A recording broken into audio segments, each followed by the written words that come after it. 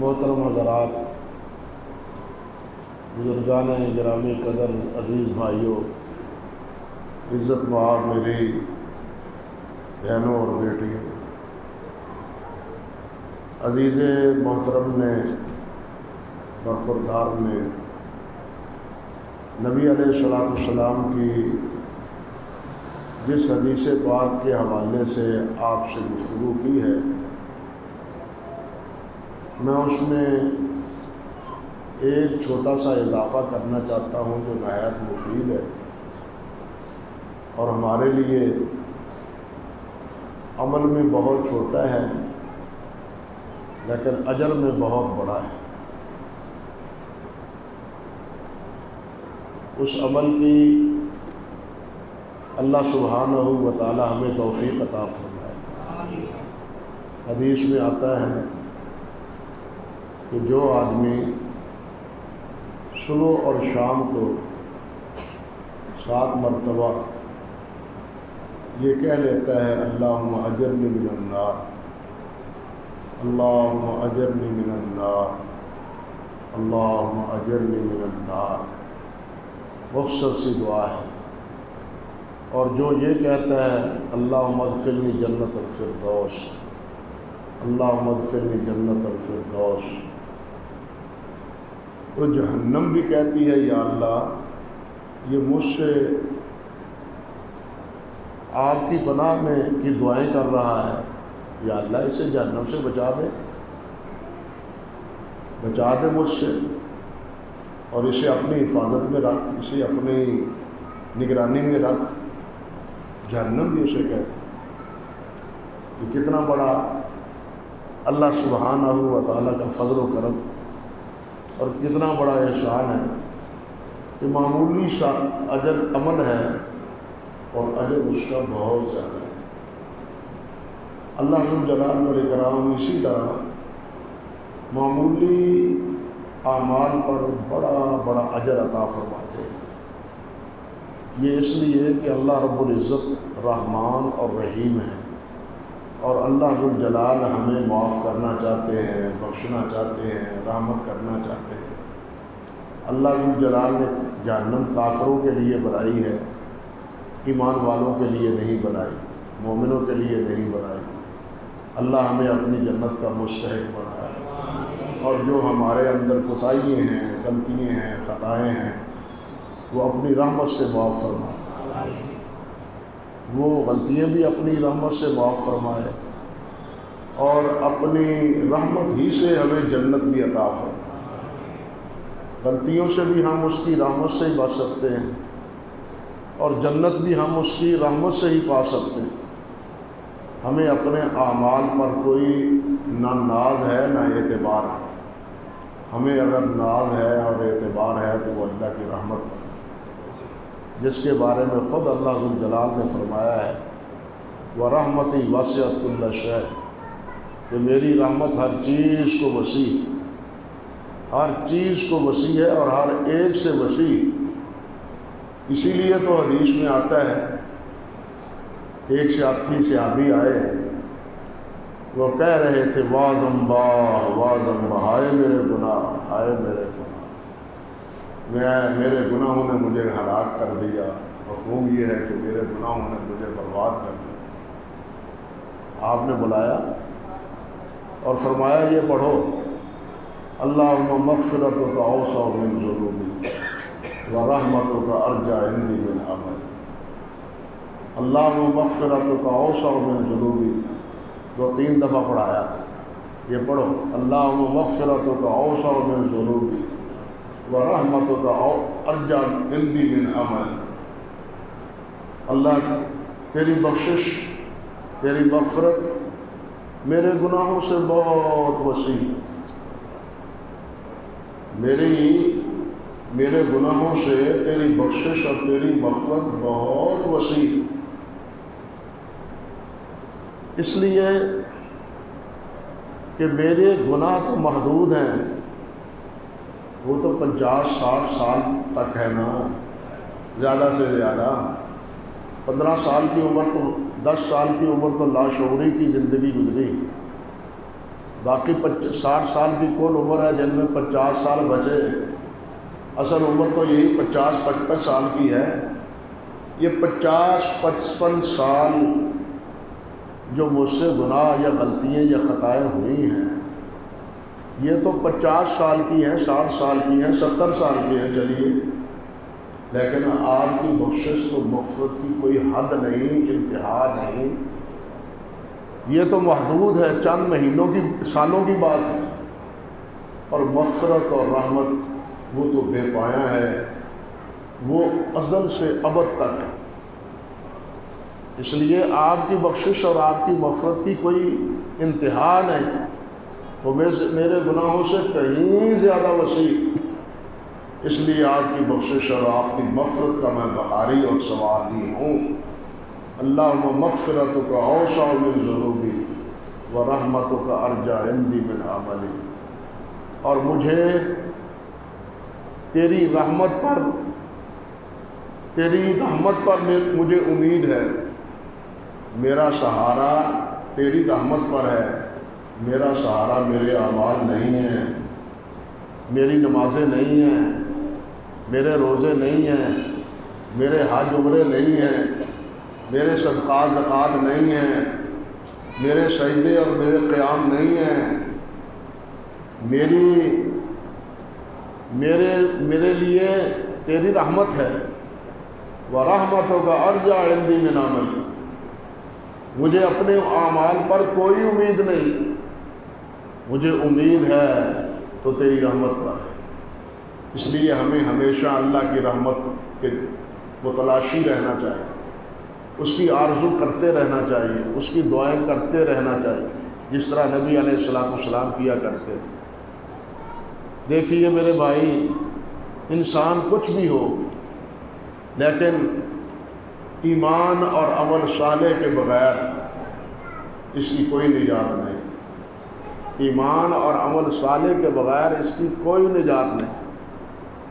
اور یہ بات ایسی ہے کہ جہاں جسا قرآن مجید میں اللہ ذوالجلال نے ایک جگہ اسے بیان نہیں کہا، بلکہ کئی جگہ اس کا بیان آیا ہے۔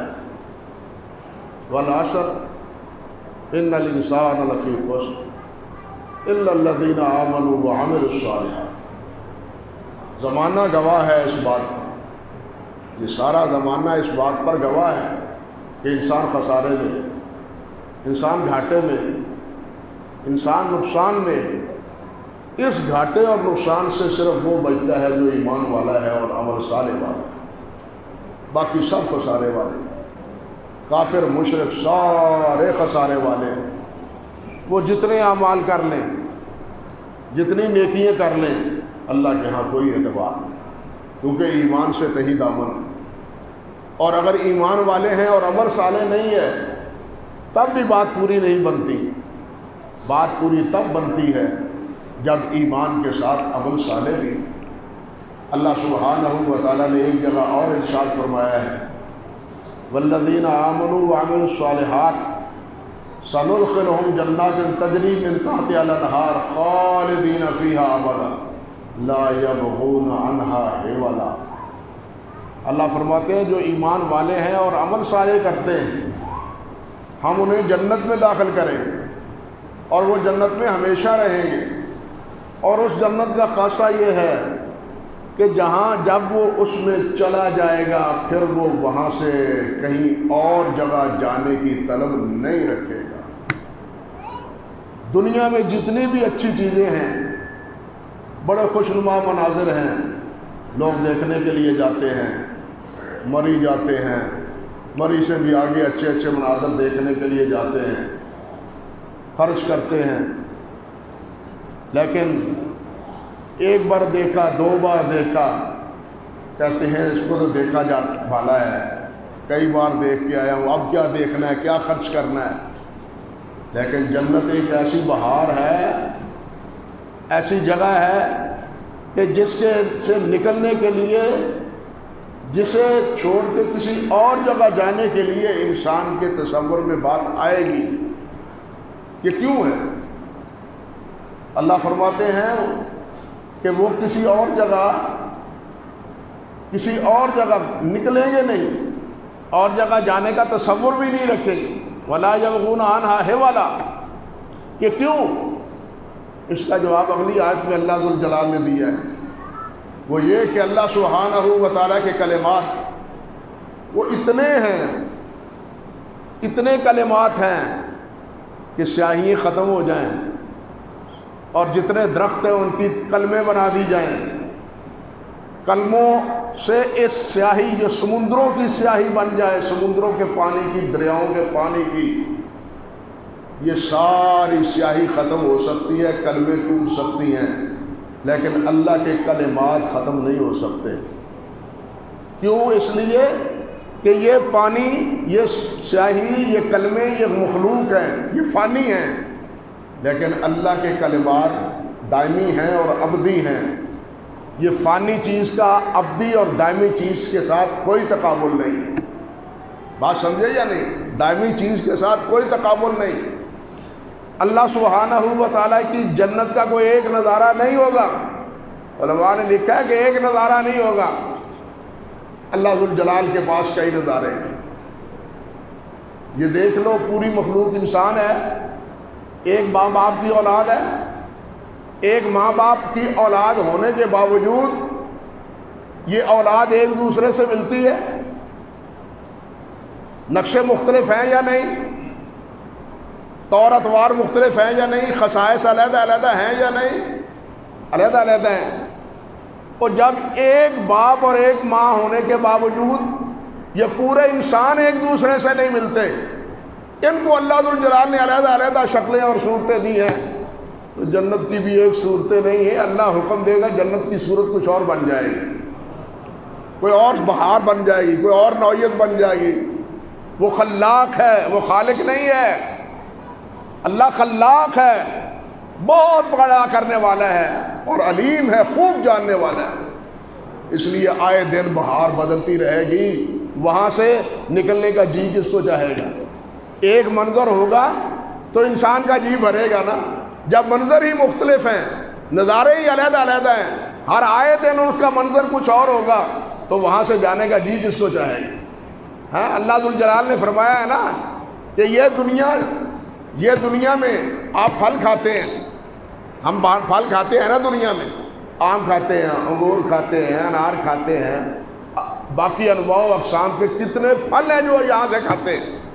جنت میں بھی یہ پھل ملیں گے۔ وَأُتُوا بِهِ مُتَشَابِهًا، اللہ نے فرمایا وَأُتُوا بِهِ مُتَشَابِهًا، یہی آم ہوں گے، یہی انار ہوں گے، یہی انگور ہوں گے، یہی کیلے ہوں گے، یہی پھل سب ہوں گے۔ ان کو کیلا ہی کہا جائے گا، انار ہی کہا جائے گا، انگور ہی کہا جائے گا، اور قرآن میں یہی نام ہے، لیکن ذائقہ علیحدہ، ذائقہ علیحدہ، مٹھاس علیحدہ، اس کا حجم علیحدہ۔ حتیٰ کہ نبی علیہ السلام نے فرمایا، ایک دفعہ نماز پڑھا رہے تھے، اللہ اکبر، نماز پڑھا رہے تھے کہ آپ آگے بڑھیں، آگے بڑھ کے ایک چیز کو پکڑنا چاہا، ایک چیز کو پکڑنا چاہا۔ صحابہ نے کہا یہ مسئلہ کیا آج دیکھ رہے ہیں کہ آپ مصلی سے ایک قدم آگے بڑھے ہیں اور ہاتھ سے کوئی چیز جیسے پکڑ رہے ہیں، نماز سے فارغ ہوئے حضور، یہ کیا مسئلہ، کیا چیز پکڑنا چاہتے تھے آپ؟ نبی علیہ السلام نے فرمایا مجھے جنت کا انگور کا خوشہ دکھایا گیا تھا، جنت کے انگور کا خوشہ دکھایا گیا تھا۔ اگر میں خوشہ کو پکڑنا چاہتا تھا، دل میں آیا کہ یہ میں پکڑ لوں اور تمہیں دے دوں، پکڑ لوں اور تمہیں دے دوں، لیکن اگر وہ پکڑا جاتا سارا مدینہ کھاتا رہتا، ختم نہ ہوتا۔ ہاں، یہ ایک خوشہ، ایک خوشہ، تو وہاں پتہ نہیں ایسے کتنے خوشے ہوں گے۔ تو اس جنت سے نکلنے کا جی کس کا چاہے گا؟ کسی کا نہیں چاہے گا۔ لا یبغون عنہا حولا، لیکن یہ کس کے لیے ہے؟ ان الذین آمنوا وعملوا الصالحات، جو ایمان والے ہیں اور عمل صالح والے ہیں۔ عمل صالح بہت سے ہیں، عمل صالح بہت سے ہیں۔ نبی علیہ السلام نے 23 سالہ زندگی میں یہ اعمال صالحہ ہی بتائے ہیں، ان اعمال میں وہ بھی ہیں جو فرائض ہیں، ان اعمال میں وہ بھی ہیں جو سنتوں کی حیثیت رکھتے ہیں، ان میں وہ بھی ہیں جو مستحبات ہیں، ان میں وہ بھی ہیں جن کا حکم ہے کہ کرو، وہ کرنے والے فرائض ہیں، واجبات ہیں، سنن ہیں، مستحب ہیں، اور وہ بھی ہیں جن کے بارے میں فرمایا نہ کرو، یہ کام نہ کرو، روک جاؤ، اور وہ کیا ہیں؟ وہ ہیں جو حرام ہیں، مکروہ ہیں، وہ حرام ہے اور مکروہ ہے، ان کا کرنا حرام ہے، ان کا کرنا غلط ہے۔ دو ہی قسم کے اعمال ہیں، ایک کرنے والے ہیں، ایک نہ کرنے والے ہیں۔ ایک وہ ہیں جن کے کرنے والوں کی حیثیت جو ہے وہ فرض کی ہے، سنتوں کی ہے، مستحبات کی ہے۔ یہ رمضان فرض ہے، روزے فرض ہیں، زکوٰۃ فرض ہے، حج فرض ہے، عمرہ مستحب سنت ہے، امام شافعی تو اس کو بھی فرض کہتے ہیں، سمجھے؟ عمرہ ہے، یا اسی طرح ذکر و اذکار ہے، ذکر و اذکار ہے، یا دوسرے نیکی کے اعمال ہیں، اللہ اکبر۔ اور ان میں وہ کچھ وہ ہیں جن کا حقوق العباد سے تعلق ہے، بندوں کے حقوق سے تعلق ہے، اور بندوں میں سے بھی بعض وہ حقوق ہیں جو عام بندوں کے لیے ہیں، بعض وہ ہیں جو خاص بندوں کے لیے۔ خاص بندوں سے مراد والدین ہیں، رشتہ دار ہیں، بھائی بہن ہیں، دوست ہیں، اور عام سے سب انسان مراد ہیں، یعنی خواص بھی ہیں اور عام بھی ہیں۔ اسی طرح عبادات میں، یعنی جس طرح عبادات میں درجہ بندی ہے، اسی طرح معاملات میں بھی درجہ بندی ہے۔ ہمیں چاہیے کہ ہم فرائض کی بھی پابندی کریں، واجبات اور سنن کی بھی پابندی کریں، مستحبات کو بھی اپنائیں، نفل کو یا مستحب کو مستحب چھوڑ کے نہ سمجھ کے نہ چھوڑیں، بلکہ ان کی پابندی کی بھی کوشش کریں۔ مستحب کا لفظ حب سے نکلا ہے، بات سمجھے؟ مستحب کا لفظ کس سے نکلا ہے؟ حب سے نکلا ہے۔ تو جس کے کرنے سے محبت نصیب ہوتی ہے اس کو نظر انداز کر دیا جائے؟ میری بات سمجھے یا نہیں؟ جس کو مستحب کہتے ہیں وہ حب سے نکلا ہے۔ حدیث میں نبی علیہ السلام کے الفاظ ہیں، لا یزال عبدی یتقرب الی بالنوافل، کہ میرا بندہ نفل پڑھ کر کے میرا قرب حاصل کرتا رہتا ہے۔ فرائض کا درجہ علیحدہ ہے، نفل کے بارے میں یہ اللہ کے نبی علیہ السلام نے فرمایا کہ نفل پڑھ کے وہ میرا قرب حاصل کرتا رہتا ہے۔ اللہ کے قرب کا ذریعہ کیا ہے؟ نوافل بھی ہے، فرائض ہی نہیں ہے۔ سب سے پہلے فرائض ہیں، اس کے بعد نوافل ہیں۔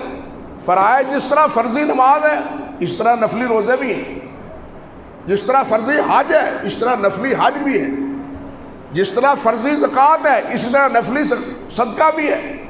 یعنی ہر اعتبار سے فرائض بھی ہیں اور نفل بھی ہیں، فرائض کا بھی حکم ہے، نفل کا بھی حکم ہے۔ ہمیں دونوں کی کوشش کرنی چاہیے، فرائض کا بھی اور نفل کا بھی۔ آپ بھی کہیں گے کہ یہ کیا پابندی لگا رہے ہیں کہ فرائض پڑھے نہیں جاتے، نفلوں کے پیچھے پڑے ہوئے ہیں؟ وہ کیا ہمارا مذاق بندہ ہوا ہے، گئے تھے نمازیں بخشوانے کے لیے، روزے بھی فرض ہو گئے۔ پہلے تو فرضوں کی بات سنتے تھے، آج نفلوں کی بات بھی سن رہے ہیں۔ لیکن نفلوں کی بات سنتے ہیں تو اللہ کے قرب کی باتیں ایسے اچھی لگتی ہیں، جنت کی بہاریں ایسے ہی سن کے سبحان اللہ زبان سے نکل آتا ہے۔ یہ جنت ملے گی اللہ تعالیٰ کی رحمت سے، بات سمجھ لیں، یہ جنت ملے گی اللہ تعالیٰ کی رحمت سے، لیکن درجہ بندی ہوگی عمل سے۔ درجہ بندی ہوگی کس سے؟ عمل سے۔ یہی وجہ ہے کہ اللہ ذوالجلال والاکرام نے کئی مقام پہ فرمایا ہے کہ تمہیں جنت دی جائے گی تمہارے عمل کی وجہ سے۔ یہ عمل کی وجہ سے کیوں؟ کہ اس کے درجات، جنت کے کتنے درجے ہیں؟ 100 درجہ ہے، 1 نہیں، 10 نہیں، 20 نہیں، 100 درجے ہیں۔ جہنم کے دروازے کتنے ہیں؟ 7۔ جنت کے کتنے ہیں؟ 8۔ جنت کے درجات کتنے ہیں؟ 100۔ ہر درجے میں فرق کتنا ہے؟ جتنا زمین سے آسمان کا ہے. کوئی انتہا ہے درجے کی بلندی کی؟ ہر درجے کے مابین فرق ہے. اور پھر ہر درجہ جس میں سب سے آخری جنتی سب سے آخری جنتی جس کے بعد کوئی جنت میں نہیں جائے گا، سب سے آخر میں جنت میں جائے گا، سزا بھگتنے کے بعد، اپنی خطاؤں کی اور گناہوں کی سزا بھگتنے کے بعد جو سب سے آخر میں جنت میں جائے گا، اس کو کتنی جنت ملے گی؟ آپ کی اس زمین سے 7 گنا زیادہ، آپ کی اس زمین سے بھی 7 گنا زیادہ جنت کی زمین اس کو ملے گی. یہ کتنے درجے ہوئے؟ یہ جو ثواب ملتا ہے جناب، اتنی بڑی جنت، یہ کس سے ملے گی پھر آخر؟ انہی مستحبات اور انہی اعمال کے نتیجے میں ملے گی. غلطیوں کی سزا سے پاک ہو گیا، اب جو اعمال تھے اس کی بنا پر اس کے درجات تھے. نبی علیہ الصلوۃ والسلام نے فرمایا ہے صلی اللہ الجنہ، اللہ سے جنت مانگو، بلکہ آپ نے فرمایا کہ اللہ سے جب مانگو جنت الفردوس مانگو، اللہ سے جب مانگو جنت الفردوس مانگو. بھائی جب ہیں ہی بکاری، ہیں ہی منگتے، مانگنی بھی جنت ہے، تو چھوٹا درجہ کیوں مانگے؟ بات ٹھیک ہے یا نہیں؟ جدو منگنا ہی ہے، جدو دنیا کا بندہ تے نہیں نا، وہ تیلا پیسہ روپیہ منگنا ہے. سمجھے بات کے نہیں؟ کہ وہ دوسری بار مانگے اس سے تو کہے گا جان ہی نہیں چھوڑتا، زیادہ سے زیادہ 5-10 روپے دے کے جان چھڑا لے گا. لیکن اللہ سبحانہ و تعالیٰ ایسا مالک تو نہیں ہے. بات یاد آئی؟ اللہ مالک بھی ہے، اللہ مالک بھی ہے. بات سمجھو، اللہ مالک بھی ہے، اللہ مالک بھی ہے، ملک بھی ہے. قرآن میں دونوں لفظ ہیں، دونوں صفتیں ہیں. سورۃ فاتحہ میں کیا پڑھتے ہیں؟ الحمدللہ رب العالمین الرحمن الرحیم مالک یوم الدین. مالک کا کیا معنی؟ مالک جو ہم کہتے ہیں یہ اس کا مالک ہے. ایک ہے ملک قل اعوذ برب الناس ملک الناس، بادشاہ، لوگوں کا بادشاہ. اللہ مالک بھی ہے، اللہ بادشاہ بھی ہے. انسان بسا اوقات مالک ہوتا ہے، بادشاہ کوئی اور ہوتا ہے. یہ زمینیں اور یہ گھر ہمارے نام الاٹ ہے، مالک ہم ہیں، لیکن بادشاہ کون ہے؟ حقیقی کون ہے؟ حکومت ہے، جب چاہے خالی کروا لے. بادشاہ ہوتا ہے وہ خالی کروا لیتا ہے، مالک ہم ہوتے ہیں. بادشاہ سے کوئی اس کی ملکیت خالی نہیں کروا سکتا. اور مالک بادشاہ اپنی مملکت میں جو چاہے تصرف کرے. اسی لیے وہ مالک بھی ہے، وہ ملک بھی ہے، اور اسی لیے وہ تبارک الذی بیدہ الملک بھی ہے. بات سمجھے یا نہیں سمجھے؟ وہ ملک بھی ہے، وہ مالک بھی ہے، اور سارا ملک بھی اسی کے ہاتھ میں ہے. للہ ما فی السماوات، کیسے؟ لا الہ الا اللہ العظیم، لا الہ الا اللہ لا الہ الا اللہ العظیم.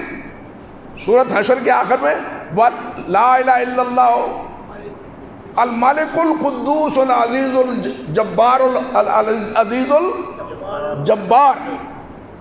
یہاں کیا ہے؟ یہاں بھی مالک ہے، کہ وہ مالک بھی ہے اور کیا ہے؟ ملک بھی ہے، اور ساری بادشاہت اسی کے ہاتھ میں ہے.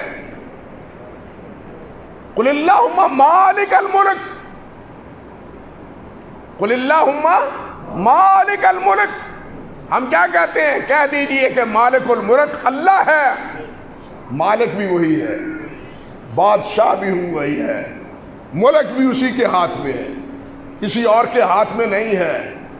مالک وہی ہے. بات سمجھے یا نہیں؟ بادشاہ وہی ہے، اس نے کسی جو چاہنا ہے دینا ہے، اس نے جو چاہنا ہے کسی کو دینا ہے. اسی لیے تو فرمایا بیدہ الملک، قل اللہم مالک الملک تؤتی الملک من تشاء وتنزع الملک ممن تشاء وتعز من تشاء وتذل من تشاء بیدک الخیر۔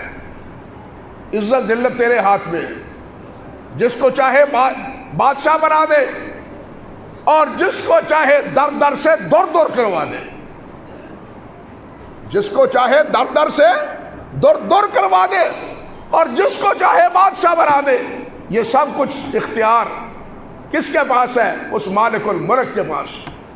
اس لیے مالک بھی وہی ہے، مالک بھی وہی ہے۔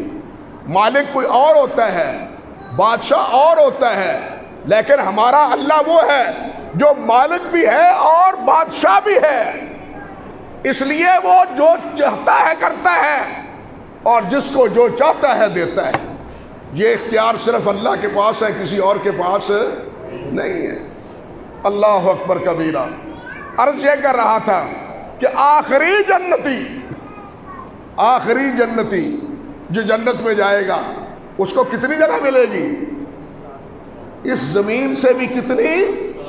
7 گنا زیادہ اللہ اس کو زمین عطا فرمائے گا۔ اور پھر سب سے اونچا درجہ وہ کیا ہے؟ 100 مرتبے کا۔ اور اس کے اوپر کیا ہے؟ اللہ ذوالجلال کا عرش۔ اس کے اوپر کیا ہے؟ اللہ ذوالجلال کا عرش ہے۔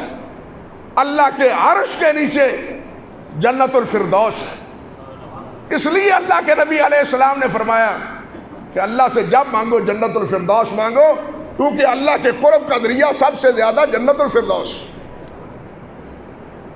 جنت کے اتنے درجے ہیں اور اس جنت سے نکلنے کا کوئی تصور نہیں کرے گا، تمنا نہیں کرے گا، خواہش نہیں کرے گا، کیونکہ اس جنت کا نظارہ ایک نہیں، کئی نظارے بدلتے رہیں گے۔ اللہ ذوالجلال جو چاہے گا حکم فرمائے گا اور اس کی باغ و بہار تبدیل ہوتی رہے گی، ذائقے تبدیل ہوتے رہیں گے، رنگینی تبدیل ہوتی رہے گی۔ یہ اللہ کے اختیار میں ہے، یہ اللہ کے اختیار میں ہے۔ اگر انسان ایک ماں باپ کا بیٹا بن کے وہ مختلف ہے تو جنت کے نظارے بھی مختلف ہو سکتے ہیں۔ اسی لیے علماء نے فرمایا ہے وَلَا يَبْغُونَ عَنْهَا حِوَلًا، اس کے کئی نظارے ہوں گے، کئی پرتوں پرت ہوں گے۔ میں اس کی مثال دیا کرتا ہوں۔ آپ نے بچوں کا یہ پیمانہ دیکھا ہے نا، بچوں کا پیمانہ دیکھا ہے پلاسٹک کا، اس کو سیدھا رکھیں، اس کے تصویرات کچھ اور ہوتی ہیں، تھوڑا سا ٹیڑھا کریں پر تو بدل جاتا ہے یا نہیں؟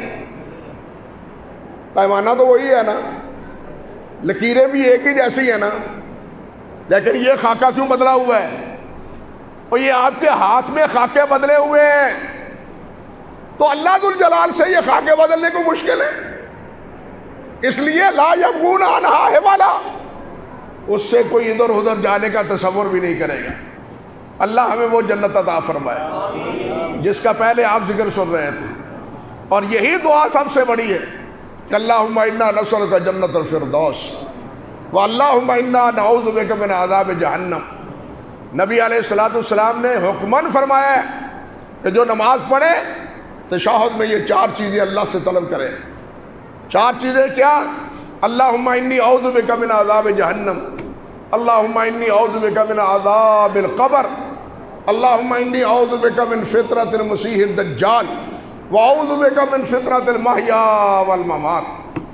اللہ ان تمام فتنوں سے، دنیا کے فتنے سے، زندگی کے فتنے سے، زندگی میں جو مختلف فتنے آتے رہتے ہیں، اور موت کا فتنہ، مرنے کے بعد ہی شیطان چھوڑتا ہے پیچھا، ورنہ مرتے وقت بھی گمراہ کرنے کی کوشش کرتا ہے، مرنے وقت بھی گمراہ کرنے کی کوشش کرتا ہے۔